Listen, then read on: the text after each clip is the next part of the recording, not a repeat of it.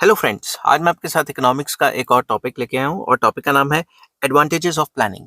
यहाँ पे प्लानिंग मतलब इकोनॉमिक प्लानिंग। इकोनॉमिक प्लानिंग की एडवांटेजेस क्या हैं वो डिस्कस करेंगे। और डिस्कस करने से पहले बता दूं कि चैप्टर का नाम है इकोनॉमिक प्लानिंग और इस चैप्टर के सारे लिंक्स आपको इस वीडियो के डिस्क्रिप्शन में मिल जाएंगे। तो अगर आपको पेपर में आ जाता है question advantages of economic planning या प्लानिंग, तो आपको इस हिसाब से लिखना है जिस हिसाब से मैंने लिखा हुआ है। दूसरी बात, आप मीनिंग ऑफ इकोनॉमिक प्लानिंग जरूर लिखें, ठीक है। तो चलिए शुरू करते हैं। Following are some arguments in support of economic planning. Number one, proper utilization of economic resources. अगर हम किसी भी चीज को प्लान करते हैं और इकोनॉमिक प्लानिंग के हिसाब से चलते हैं तो हम पूरे के पूरे कंट्री के रिसोर्सेज को अच्छे से इस्तेमाल कर सकते हैं।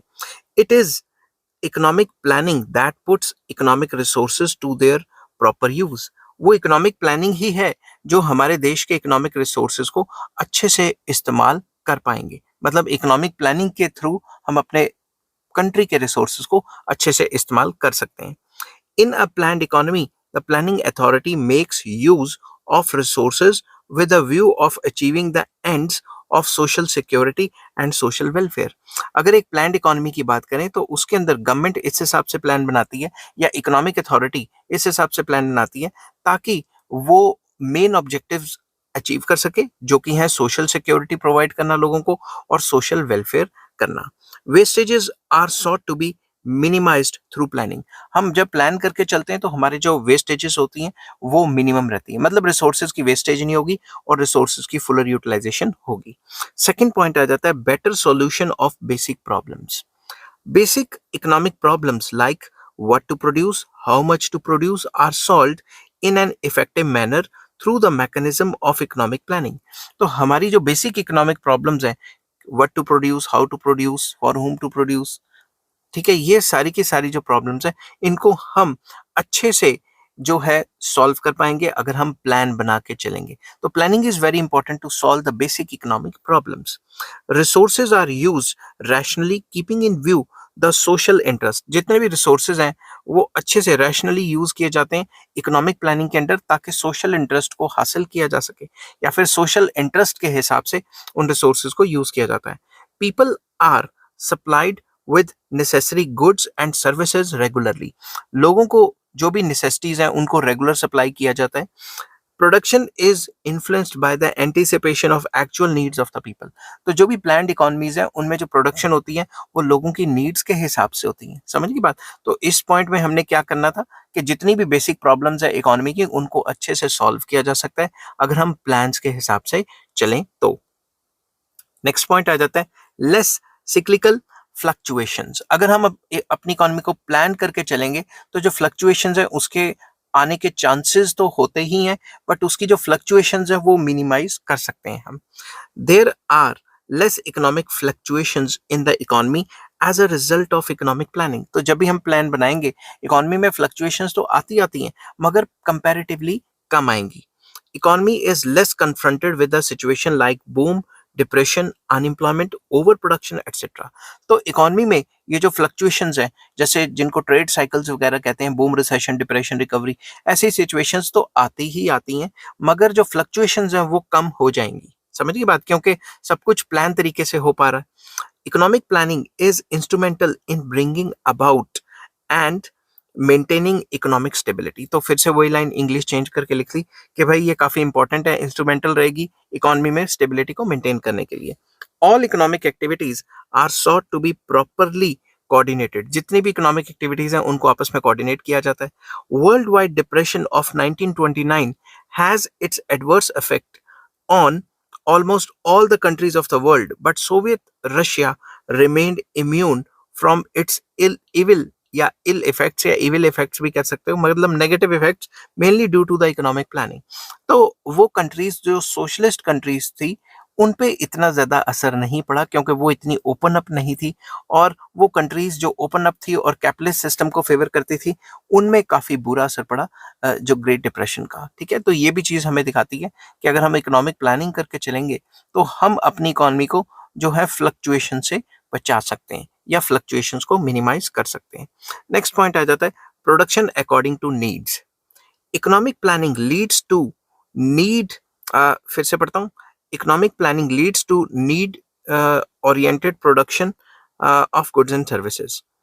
तो इसमें ये बताया गया कि अगर इकोनॉमिक प्लानिंग करें, it leads to need of, आना था यहाँ पे, रुको, need of oriented production of goods and services. तो बेसिकली हम प्लानिंग जब भी करते हैं तो हम नीड के हिसाब से बनाने की कोशिश करते हैं। जो नीड होगी, जो रिक्वायरमेंट होगी, उसके हिसाब से बनाएंगे गुड्स एंड सर्विसेज। ऐसे नहीं कि भाई लग्जरी आइटम्स बनाएं, अमीरों के लिए बनाएं, तो आम जनता के लिए भी गुड्स एंड सर्विसेज बनाए जाएंगे। In economic planning, the planning authority formulates the plans. ये तो सबको पता है, जब भी इकोनॉमिक प्लानिंग आती है तो जो प्लानिंग अथॉरिटी है वही प्लान्स बनाती है। It coordinates the natural, human and physical resources in such an efficient manner that resources are properly utilized and result in maximum satisfaction of wants. तो जब भी इकोनॉमिक प्लानिंग बनाई जाती है तो जो प्लानिंग अथॉरिटी है वो कोऑर्डिनेट करने की कोशिश करती है नेचुरल रिसोर्सेज को, ह्यूमन रिसोर्सेज को, फिजिकल रिसोर्सेज को, और यहाँ पे एक और चीज ऐड कर सकते हो, फाइनेंशियल रिसोर्सेज को, इस हिसाब से, ताकि जितने भी जो रिसोर्सेज हैं उनकी फुलर यूटिलाइजेशन हो सके और मैक्सिमम सेटिस्फैक्शन अटेन कर सकें हम। नेक्स्ट आ जाता है balanced economic growth. Economic growth is sought to be achieved in a balanced manner by planning authority। तो इकोनॉमिक ग्रोथ को अचीव किया जाता है और बैलेंस ग्रोथ को अचीव किया जाता है थ्रू इकोनॉमिक प्लानिंग, मतलब सारे सेक्टर में बैलेंस रहेगा। It aims at securing balance regional and sectoral growth. तो जितने भी सेक्टर्स हैं वो भी बैलेंस तरीके से डेवलप होंगे और जो जितने भी रीजन्स हैं वो भी बैलेंस तरीके से डेवलप हो पाएंगे।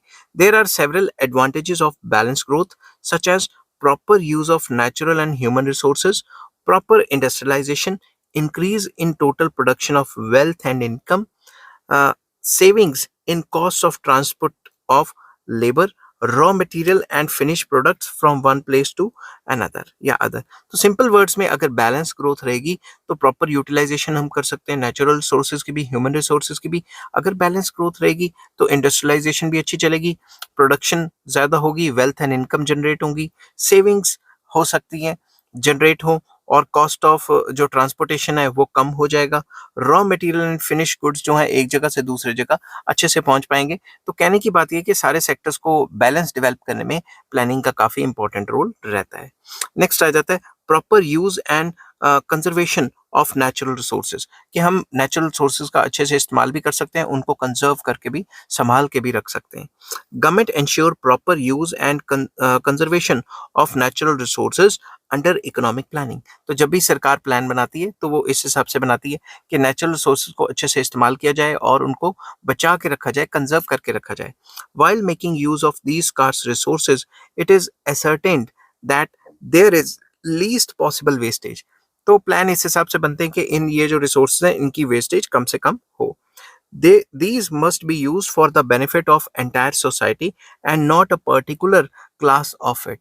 ये जो पूरे रिसोर्सेज हैं ये पूरे सोसाइटी के बेनिफिट के लिए यूज किए जाते हैं, ना कि किसी एक पर्टिकुलर क्लास के बेनिफिट के लिए। अब आप खुद सोचो, हमारे नेचुरल रिसोर्सेज को कौन कौन यूज कर रहा है? मेन कंपनियां यूज कर रही हैं या पूरे कंट्री के भले के लिए यूज हो रहा है? ये मैं आपके ऊपर छोड़ता हूँ, ठीक है।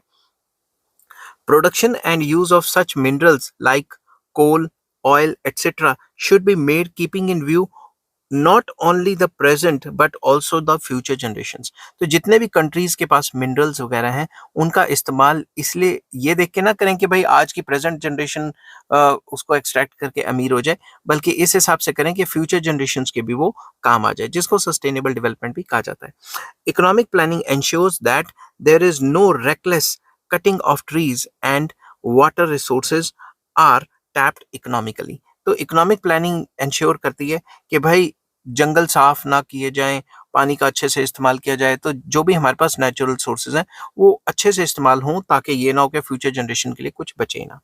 नेक्स्ट आ जाता है less inequality in the distribution of income and wealth. तो ये भी एक मतलब पॉजिटिव बात है कि इकोनॉमिक प्लानिंग हमेशा यही चाहती है कि भाई ये जो इनइक्वालिटीज हैं ये कम हो between rich and poor। Economic planning seeks to reduce inequalities in the distribution of wealth and income।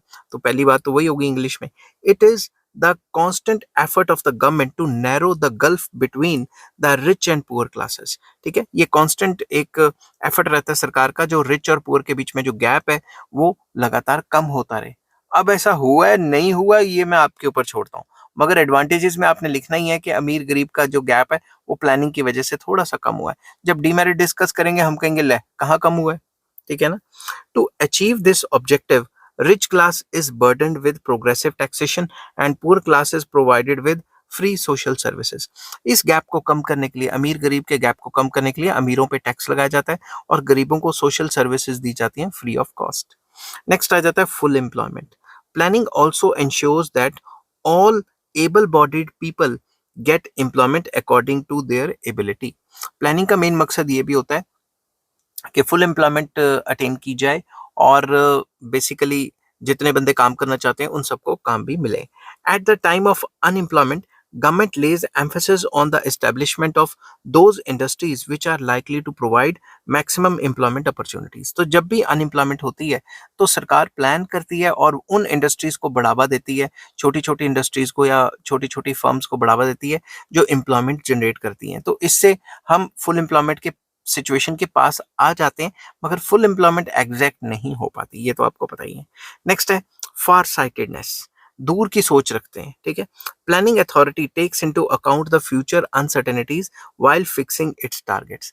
तो जब भी प्लान बनाए जाते हैं अपने टारगेट को फिक्स करने से पहले प्लानिंग अथॉरिटी देखती है कि भाई फ्यूचर में क्या क्या अनसर्टेनिटीज उसको फेस करनी पड़ सकती हैं। In other words, it is the objective of the planning authority to see that the plan is so framed and executed as to render future bright and brilliant and the flame of existing development is kept burning। तो भाई future की ये थोड़ी English मार दी है जैसे मतलब hi fi तो नहीं है, खैर ये है कि भाई जो डेवलपमेंट की आग है वो आगे तक जलती रहे और जो मशाल है वो जलती रहे। इस हिसाब से हम फ्यूचर को ब्राइट करना चाहते हैं और फ्यूचर को ब्रिलियंट बनाना चाहते हैं। तो यहाँ पे ये बताया कि जब भी हम प्लान बनाते हैं तो आज की सोच के हिसाब से नहीं बनाते, फ्यूचर की सोच के हिसाब से बनाते हैं ताकि development over the period of time चलती रहे। आई होप ये वीडियो आपको पसंद आई होगी। अगर पसंद आती है तो please like share and subscribe. इस चैप्टर के सारे लिंक्स आपको इस वीडियो के डिस्क्रिप्शन में मिल जाएंगे। Take care, bye bye.